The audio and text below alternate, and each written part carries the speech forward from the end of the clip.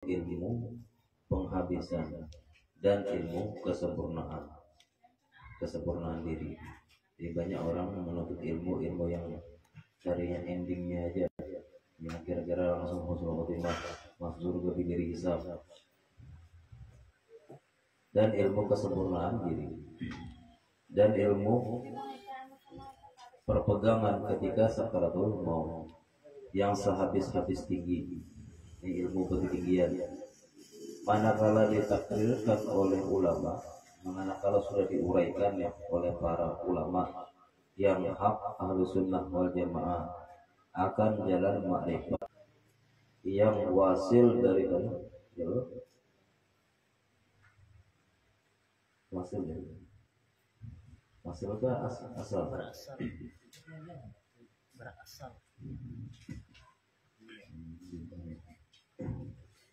yang berasal ya, yang berasal daripada Al-Quran dan Al-Hadis dan ijma' para ulama. Maka tiba-tiba ya, jadi ringan kepada mereka itu. Setengah mereka itu berkata belum lagi sampai kepada ilmu yang sebenarnya. Artinya ulama-ulama itu banyak menguraikan tentang ilmu-ilmu fikih, tasawuf, tauhid, tapi hanya sebatas penyampaian saja, hanya sebatas ilmu saja. Padahal mereka belum lagi sampai kepada ilmu yang sebenarnya dan masih kulit belum isinya. Artinya ada berataan dua yang membuka ilmu tauhid lalu paham isinya, ada juga orang wani-wani membuka ilmu tasawuf, misalnya orang berumpatan, misalnya tasawuf populer baca hikam juga, orang-orang yang baca hikam membaca juga misalnya, belum tentu juga tahu dengan isinya. Dan setengah mereka itu mendakwa, mengaku-ngaku ulama, menyembunyikan ilmu yang sebenarnya. Lalu menuduh ulama-ulama Wahabi banyak menyimpan rahasia, banyak menyimpan ilmu rahasia, kadang mengeluarkan tentang ilmu rahasia yang sebenarnya. Dan yang diajarkan ulama itu emas muda, bukannya emas perada. Hingga berbagai perkataan mereka itu. Ini zaman hari ini. Aman Wahabi memang karena kau dibuka-buka juga kan zaman Wahabi. Karena di Facebook ada yang berbulang, ada guru Anwar berbulang, guru siapa panjang. Bagusnya bahasanya, tapi komentarnya ngeri-ngeri ini. Kenal bulangnya aja, wah Anwar masih. Jadi Wahabi ini mau posting ceramah siapa? Tutup aja akun komentar itu jangan sampai timbul aja. Saking ngelihnya ini. Yang bujur disalahkan, yang salah dibujurkan ke zamannya. Hingga berbagai perkataan mereka itu, dan mereka itu pun senantiasa beredar di keliling segala negeri kita ini, mencari-cari ilmu yang sebenarnya. Para penuntut yang rajin nih, keliling mencari ilmu yang sebenarnya, ke pelosok-pelosok kampung ini. Hingga bertemulah mereka itu dengan dol-dol, sesat lagi menyesatkan. Ketemulah guru yang kada bisa makan nasi misalnya. Kamu guru-guru di kebun-kebun yang kada bisa memasak misalnya. Yang baik aja. Artinya orang yang sesat lagi menyesatkan orang, padahal ia mengaku mempunyai ilmu yang sebenarnya. Nah, bapak kisah-kisah si gurunya tadi tentang ilmu rahasia, padahal ada isinya tuh. Yang tiada ada pada ulama. Kok aja kemana-mana? Karena ada ilmu yang kayak ini banyak. Berapa orang lah dengar di tembilah guru-guru nang kayak itu. Artinya guru-guru yang mastur lah menurutnya. Dia ada sebagian yang luar biasa baiknya, kada hendak dengan cara kayak itu, bukan der. Ini tuh banyak gaya-gaya guru lah menurutnya. Oh jadi alhamdulillah ini mana ada yang menang kayak ini. Sombong sudah tuh guru-guru nang itu. Berapa orang ketemu nang ini sekarang di kedai kopi gitu juga bukan der. yang sebenarnya, yang tiada ada pada ulama, dan ia merupakan dirinya ulama yang hak. Jadi kalau ada orang mubadir nangka itu, kau kadang kamu ngomong bahasa nangka ini nih, ada ulama-ulama yang membongkar kayak ini sama dengan mengaku dirinya ulama yang hak jadinya. Cari hari mana-mana ada tetamu kau anu ilmu rahasia nangka ini sama mengakui bahwa ini ulama yang sebenarnya. Maka menuntutlah mereka itu kepadanya ilmu rahasia yang halus-halus dengan segala syarat mendapatkan ilmu itu. Boleh aku ngaji di sini, tapi kemudian tapi itu syaratnya. Lain halnya tapinya tuh datang sorangan aja itu kada bersyarat. Maksud berbawaan sesuatu tuh yang biasa besar itu kan pengobatan, tapi mengobati kau karena paling gak ada syaratnya ya rubah bila itu takdir karena setengahnya dengan syarat kain putih dan kain putih disinilah dan tikar putih dan setengahnya dengan katanya dengan ketan pulot di atasnya kena ada kianu lah yang pengarang tempurung macam lah sudah ada beberapa tahun yang lalu lah ada nang kayak itu. Artinya mana ngaji launya itu langsung berbaikat. Sudah tamu kita gurunya. Dan ayam bawa ayam nyerang, mengkaji-kaji. Emang yang ngeran emang? Emang ngerannya apa? Maka ayam budi suci. Enggak masalah. Kayak abah yang ngajari budi suci. Syaratnya ayam hitam untuk 10 jurus itu lain lagi kan bukan ilmu rahasia itu ilmu batinan. Dan pula ini melawan dia mempertahankan diri itu lain-lain lagi kisahnya ini ilmu tauhid gitu. Dan uang yang tertentu datang ke sini gini kan jumlah 500.000 sejuta hanya membukakan ilmu rahasia dan barang sebagainya. Maka diajarkannya oleh guru-guru palsu itu akan ilmunya yang tiada pula muafakat yang sesuai pengajar segala guru-guru palsu itu kada sesuai dengan pelajaran ulama-ulama bahari.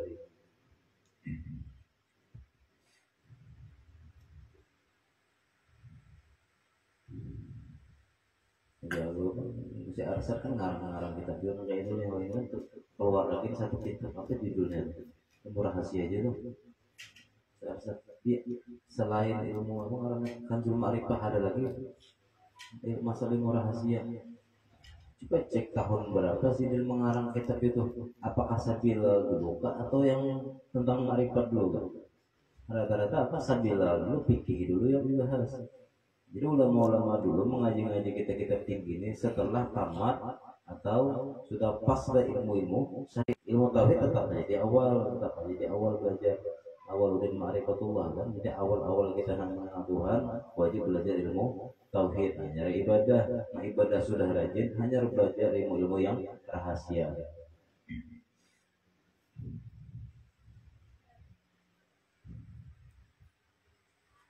Setengahnya Allah Ta'ala ada di dalam diri kita. Setengah daripada pelajarannya Allah Ta'ala itu ada di dalam diri kita. Jadi jangan mencari Tuhan kemana-mana. Allah itu ada dalam diri surang. Dan setengah lagi di antara pendapat pelajaran orang-orang itu dengan 1-2 kalimat seperti takwa Allah yang yang apabila mendengar bingkarung atau cicak niscaya masuk surga. Dan setengahnya lagi apabila hampir sakaratul maut datang kepadanya malaikat yang 4 dan Nabi Muhammad SAW ada Jibril, Mikail, Israfil dan Israel. Israel kan? Israel ini jaburnya. Yang 4 itu datang. Rasulullah pun datang juga dan Allah Ta'ala pun datang. Dan ada nur yang terdiri ke langit, yang berdiri ke langit menjulang ke langit cahaya tadi yang diperpegangi, dan setengahnya apabila memakai ilmunya sampai kepada martabat tawasuk artinya keluasan, berluas-luas. Mau sudah tawasuk nih kadang lagi syariat dari bahasa yang lain luas bebas dan kelapangan sembahyang. Jadi tidak sembahyang sembahyang jadi tidak sembahyang, tidak sembahyang jadi, dan tidak wajib menuntut ilmu agama. Banyak ini kan ngaji-ngaji ilmu ini kada mau duduk di istilah buka-buka kitab tuh ada mau lagi karena sudah tahu diisi. Kenapa pulang belajar mukadimah atau kulit yang lainnya daripada amar dan nahi, dan jikalau mau sembahyang pun tiada wajib qasad ta'arud ta'yin. Ada lagi ya. Secara fikih kan wajib qasad ta'arud ta'yin, usolli menentukan fardu sunnahnya, fardu zuhur ta'yinnya menentukan. Jadi kada payah lagi kan itu langsung aja hanya musyahadatu wujudullah, langsung aja musyahadah wujudullah atau fana di dalam Nur Muhammad. Baru usolli Musalli Nur Muhammad saja aku sembahyang. Ada sesuai ajaran jadinya. Mau ada berniat bapak memakai niat-niat yang lain gitu kan. Kalau orang bahari, ulang bahari betul lah contohnya memasukkan musyahadatul wujud dan fana fi Rasulillah tadi di qasad tahar ta'yinnya. Nah itu tuh maksud ilmu rahasia di dalam syariat, itu yang disuruh belajar, bukan dikeluarkan ilmu rahasianya. Saja aku sembahyang nur misalnya, itu dikeluarkan, itu kan boleh. Kitabnya ada di lemari gitu ya. Sembahyang nur, wudu nur, apalagi hajinya haji nur berada dikeluarkannya tadi, niat tadi dikeluarkannya sampai tahiyat aja berubah. Ada sebagian sama, kan ada sedikit teksnya yang pakai Nur Muhammadnya tuh. Rukuknya ada bacaannya, sujudnya ada bacaannya, ada kitabnya. Itu ilmu rahasia yang diungkap, yang dikeluarkan dijadikan teks, itu kan boleh. Jadi berubah syariat. Nah itu yang banyak orang belajar.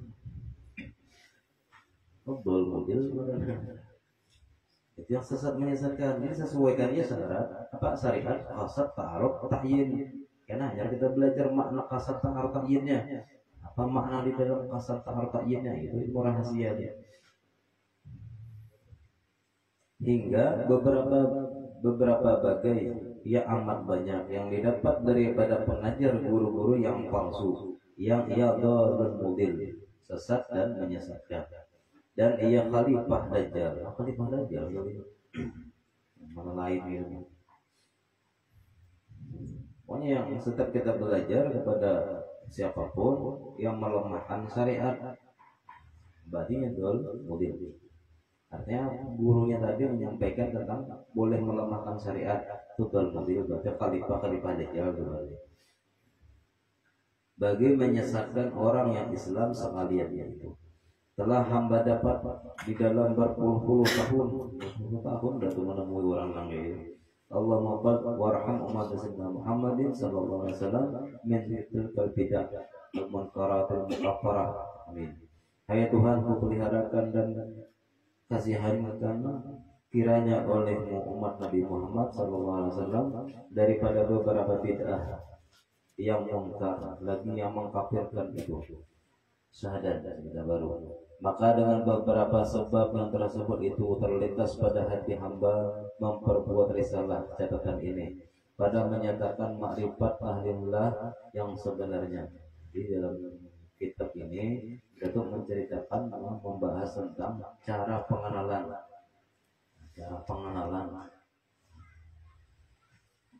Tapi rasa itu masing-masing yang didapat di dalam kitab ini. Artinya bukan tadi yang mengenal itu seperti ini jalannya aja kitabnya. Pemberian masing-masing Allah berikan.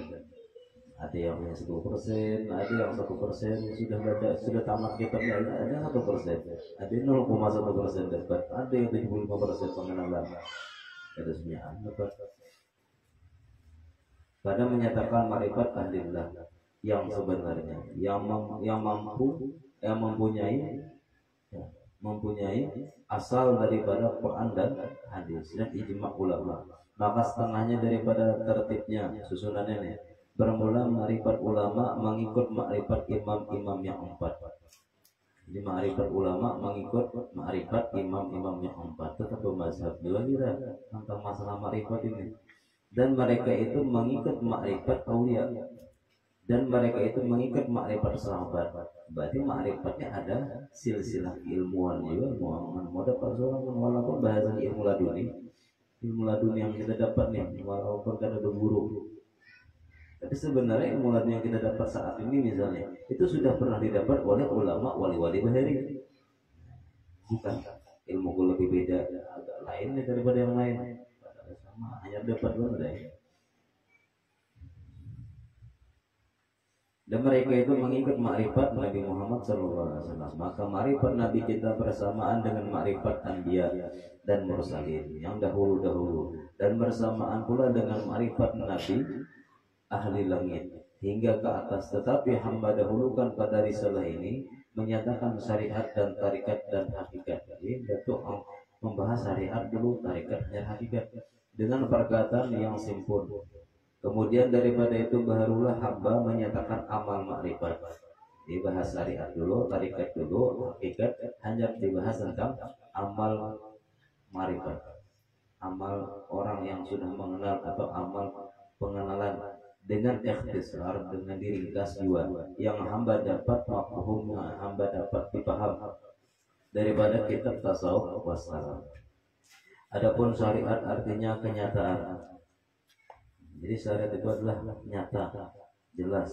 yakni barang yang dinyatakan oleh Allah Ta'ala daripada segala hukum amar dan nahi. Jadi yang ngaranna syariat sesuatu yang sudah Allah hukumkan. Ada yang hukumnya haram, wajib, makruh, haram, sunnah, baik perintah maupun larangan, itu ngaranna syariat, jelas, benar itu jelas dan lain-lain. Maka ta'alluq berhubungan hukum syariat ini ia pada anggota. Adapun tarikat, jadi hukum syariat ini itu berta'alluq berhubungan dengan anggota badan kita. Adapun tarikat artinya jalan, yakni jalan yang menyempurnakan syariat. Jalan untuk menyempurnakan syariat. Sembahyang itu syariat. Tapi ada jalan untuk agar sembahyang itu bagus, seperti tobat. Seharusnya makin sembahyang makin bagus orangnya, makin banyak taubatnya, makin diampuni dosa-dosanya dengan berkah sembahyang tadi.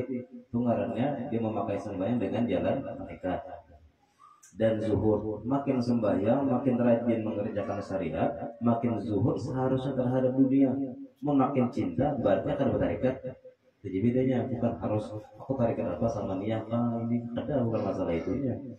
Dalam menjalani syariat tadi masih cinta kan lawan dunia, masih terlalu cinta lawan dunia, keadaan kehilangan dunia, berarti kan ada tarikat walaupun amalannya tarikat sama dia. Apalagi memakai tarikat tadi untuk supaya sufi, hilang zuhudnya jadi. Kalau di apa namanya? Di modifikasi sebenarnya. Mengamalkan tarikat tapi dimodifikasi supaya ada tujuan sufi, supaya ada tujuan dihormati, ada tujuan supaya rami majelisnya. Gunakanlah tarikat dan tawakal. Seharusnya makin jalan syariatnya makin kuat tawakal seharusnya nih. Jadi kan berbalik ini, orang kuat belajar tauhid tasawuf tapi meninggalkan syariat berarti tidak sesuai, tidak sesuai. Dan sabarnya dan ridhonya dan sidik dan benarnya dan mahabbah dan zikrul maut, mengingat kematian. Seharusnya kan sebelum guling itu ingat zikrul maut dulu kita nih. Bismillahirrahmanirrahim ahya wa bismika, ingat mati sebenarnya paling gak ada sekali sehari. Jadi ya hendak guling tuh mengingat mati. Enggak ada menyiapkan planning esok mana apa lagi monjol misalnya. Padahal nak goreng nih, kamu mati bakal jadi malam. Kan dipikirkan dan lainnya. Daripada segala perangai yang terpuji, maka ia ta'alluq berhubungan pada hati. Di tarikat ini amalan hati. Tapi kada dilihatkan kan? Dan nyata pada anggota. Namunnya amalan hatinya sabar, kelihatan dari raut wajahnya, dari anggota badannya, kada kerasa krusuk, diam aja. Berarti sabar orangnya. Munnya memang amalan hatinya ridho, ada gelisah kadanya senang aja, nah, berarti ridho nya. Nah, ketahuan sebenarnya itu ngaran amalan tarekat. Adapun hakikat, berarti kan syariatnya sudah jalan, hakikatnya apa? Tarikatnya sudah bagus. Adapun hakikat artinya etikat, keyakinan yang sebenarnya, yang wajib dipercaya, yang dipercayakan, sama ada ilahiyat ataupun nabawiyat atau sam'iyat. Nah, kalau hakikat itu masalah etikat, tentang etikat kita, keyakinan kita kepada Allah, tentang ketuhanan, bahwasanya tidak ada yang disembah kecuali Allah, tidak ada yang memberi manfaat kecuali Allah, tidak ada yang membahayakan kecuali hanya Allah yang memudaratkan. Itu ilahiyat. Atau nabawiyat, segala apapun yang Nabi sampaikan itu benar, atau sam'iyat, Al-Quran itu benar, apa yang disampaikan Rasulullah Al-Quran itu benar, yaitu ta'alluq pada perbuatan hati.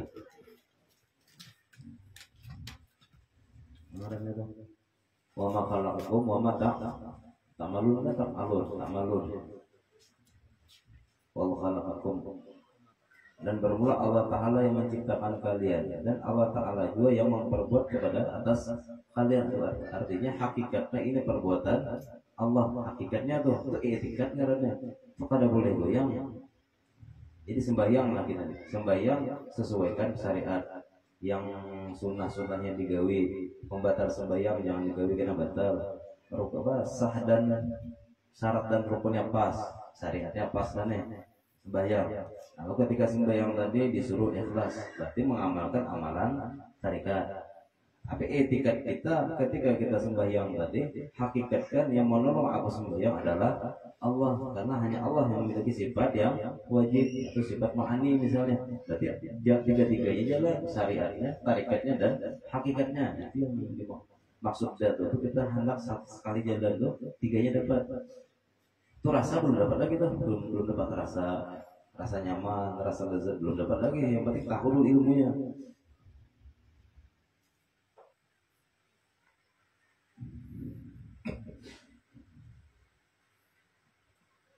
Sembahyang bahasa ini bisa ngomong ridho, dapatkan marifat. Nah, orang-orang nangka ini bisa cepat dapat daripada ngalihi miliki aku nggak merasa-rasakan gitu, malah mendapat hakikat marifat masih dalam syariat dan tarikat.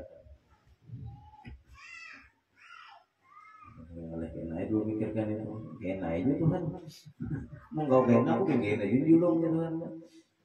Sudah ada mujahadah dari sekarang, buat ya Allah sudah mempersiapkan binatang. Melainkan Allah Ta'ala juga yang memperbuat apapun yang ada di alam ini.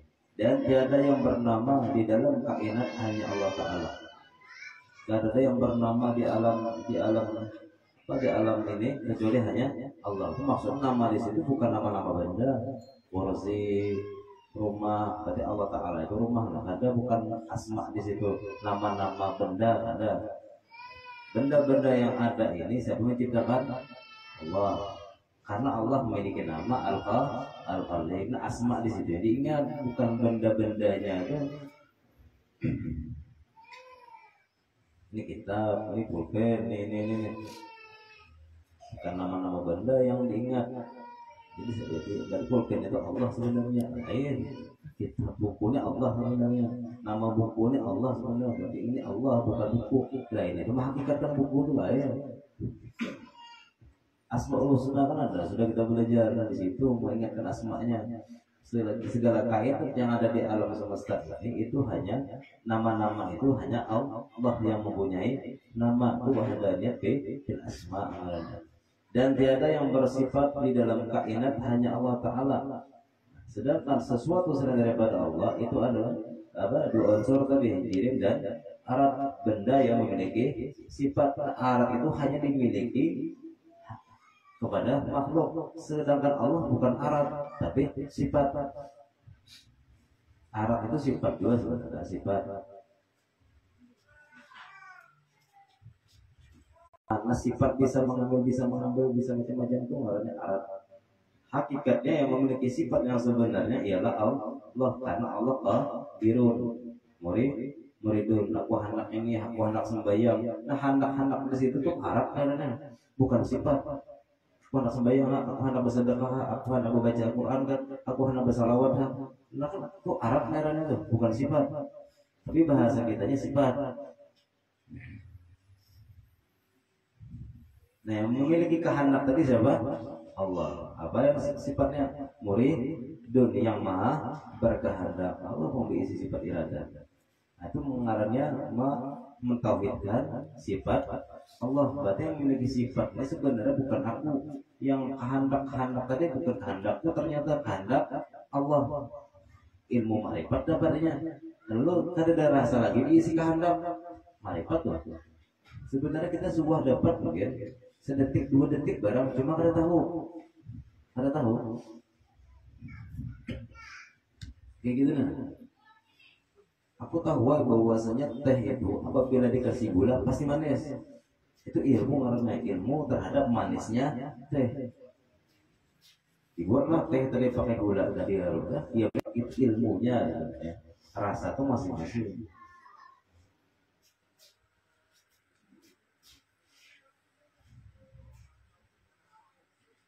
Dan tiada yang wujud di dalam kainat, hanya Allah.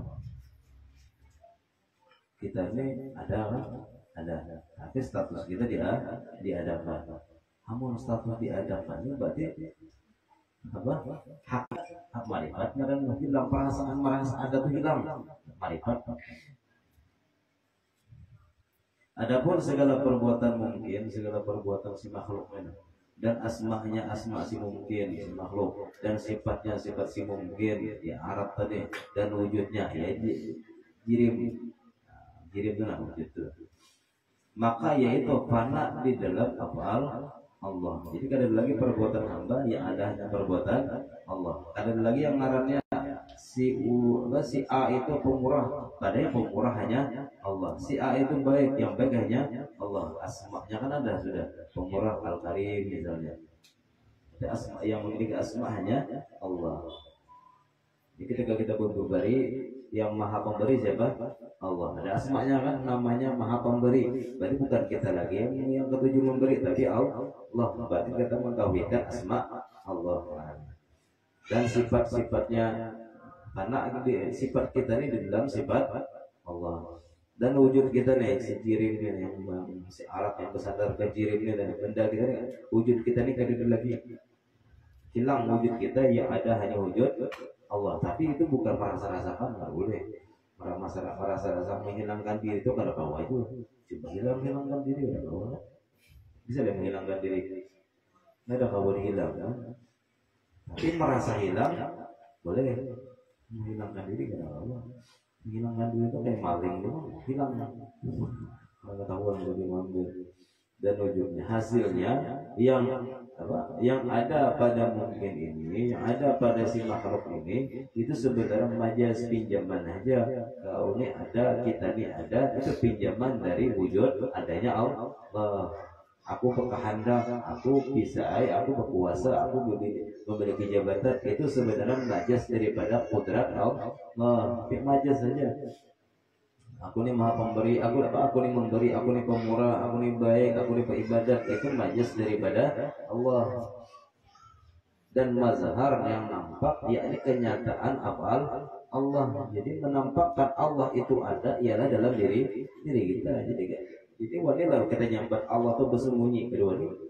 Allah itu nampak dalam perbuatan makhluk. Artinya perbuatan Allah nampak di perbuatan makhluk. Asma Allah nampak di asma makhluk. Sifat Allah nampak di sifat makhluk. Wujudnya Allah nampak di wujud makhluk. Adanya Allah Ta'ala itu nampak di adanya makhluk maksudnya. Bukan zat Allah berada di dalam zat manusia, bukan. Tiada mempunyai wujud hakiki yang sebenarnya. Syahadat wallahu a'lam. Ya kaifiyatnya sini. Cara mengesahkan Allah.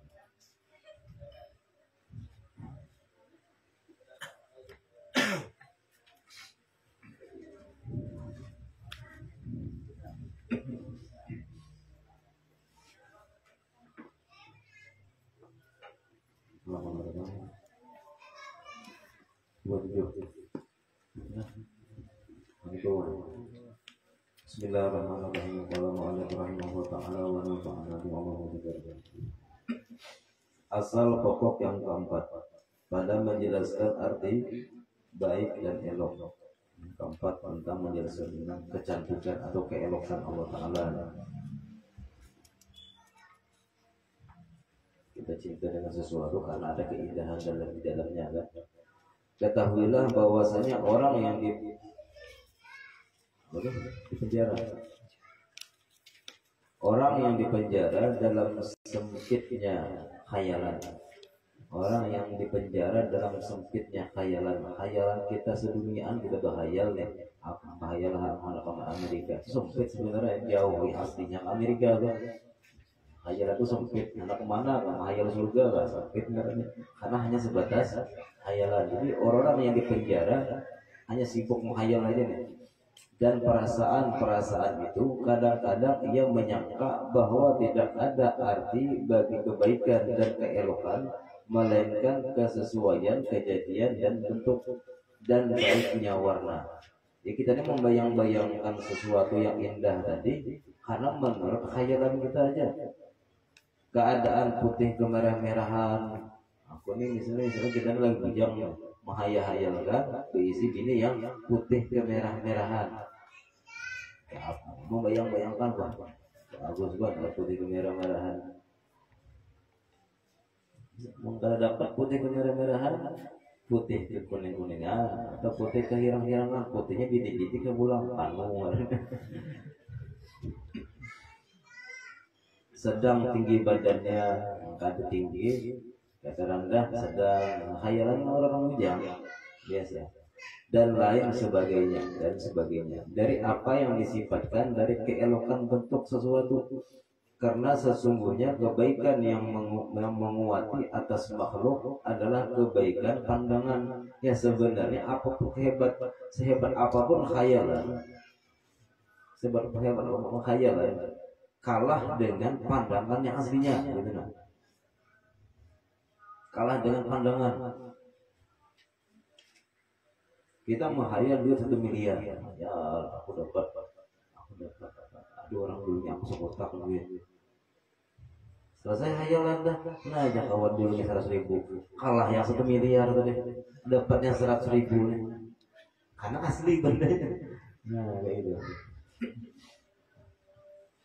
Yalah, hayalan wanita cantik nih, jadi mahayal putih kemerah-merahan, orang bagus.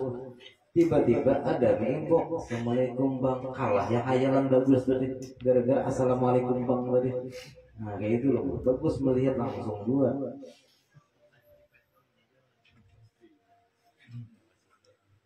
Maka ia menyangka, makanya lebih memilih live streaming daripada scroll itu kan jelas Google live streaming itu bina juga lihat saat dilakukannya. Scroll itu kan melihat dari gambar ya, musik live streaming kan langsung ke bandar mau bobina.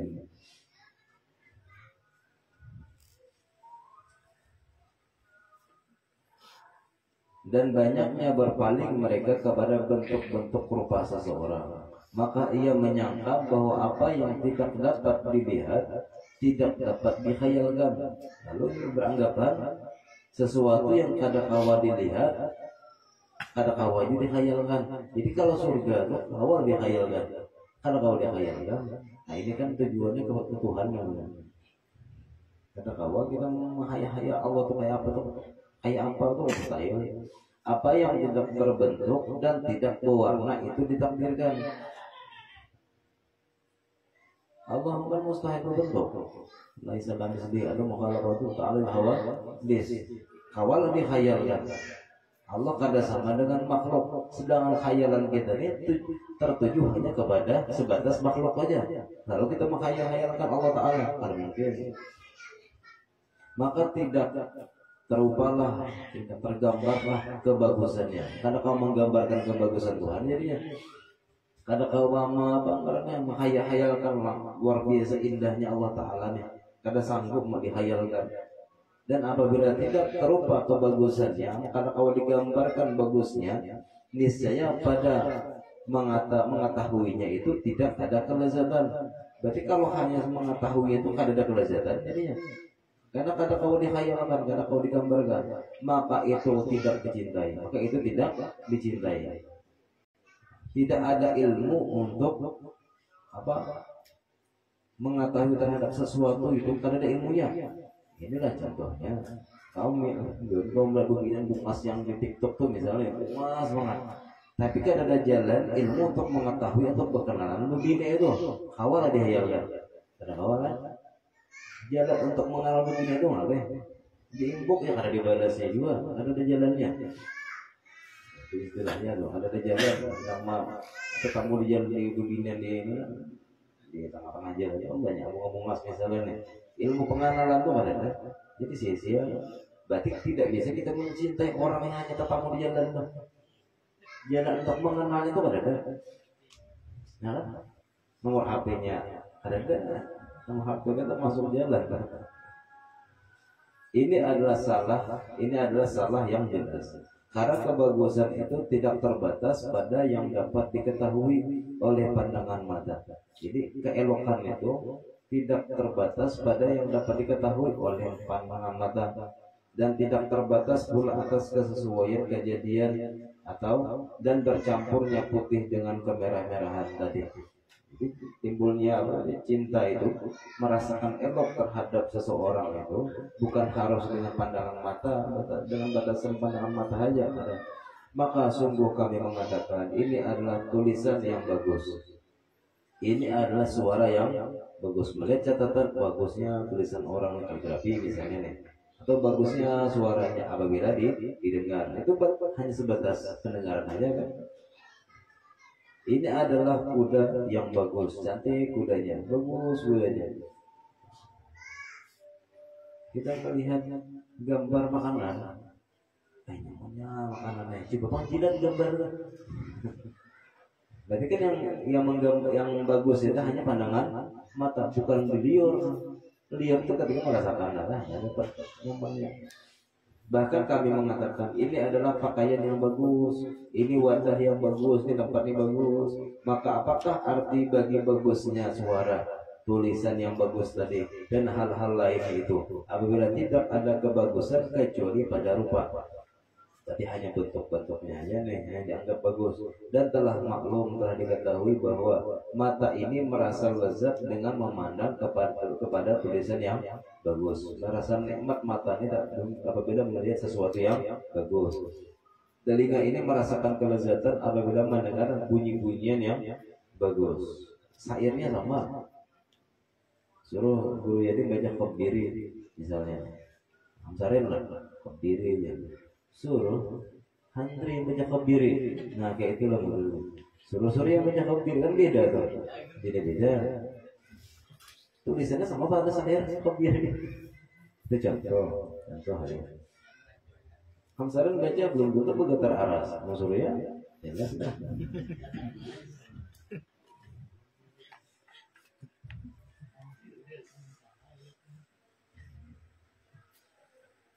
Jadi telinga merasakan mendengarkan bunyi-bunyian yang bagus dan merdu, dan tidak ada dari sesuatu dari hal-hal yang diketahui melainkan itu terbagi kepada bagus dan jahat.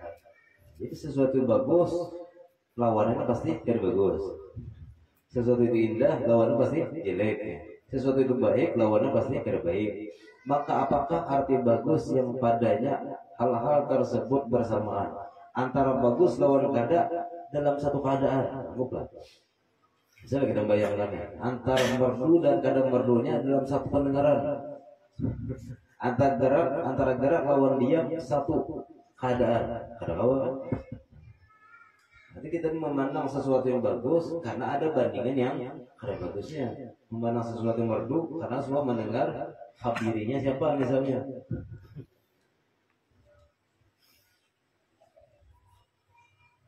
Maka tidak boleh tidak dari membahas tentang ini, dan pembahasan ini akan panjang, dan tidak patut dalam ilmu muamalah memanjang-manjangkan pembahasannya.